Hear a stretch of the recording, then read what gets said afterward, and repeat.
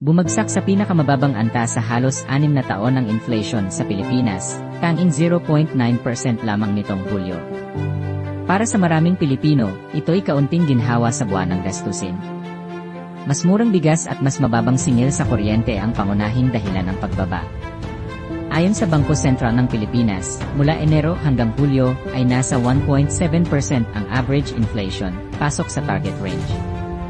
Sabi ng mga ekonomista, posible na itong magbukas ng pinto para sa pagbaba ng interest rate bago matapos ang taon na makakatulong sa mga negosyo at magpapamura ng pautang para sa mga pamilya.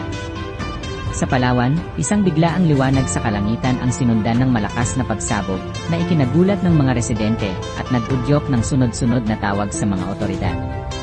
Kinumpirma ng investigasyon na ito ay mula sa pinaghihinalaang debris ng Long March Negatibo 12 rocket ng China. Pinaniniwala ang bumagsak ang mga piraso sa karagatang malapit sa probinsya, at nagbabala ang mga opisyal na huwag hahawakan ang anumang kahina-hinalang bagay na maaaring tangayin sa dalampasigan. Nagpadala na ng mga eroplanong paniktik at barko ang Philippine Space Agency at Coast Guard para hanapin ang mga debris na maaaring maglaman ng mapanganib na kemikal. Wala namang naiulat na nasaktan o nasirang ari-arian.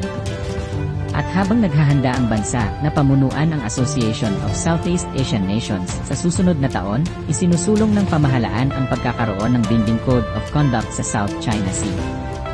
Ayon sa Department of Foreign Affairs, gagamitin ng Pilipinas ang pagiging ASEAN Chair para mas pagtibayin ang mga malinaw at maipapatupad na alituntunin sa pinag-agawang karagatan.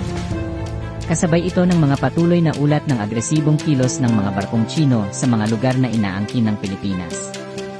Binigyang diin ng mga opisyal na hindi ito para mag-udyok ng tensyon, kundi para tiyakin ang kapayapaan, katatagan, at proteksyon ng karapatang pandagat ng lahat ng bansang kasali.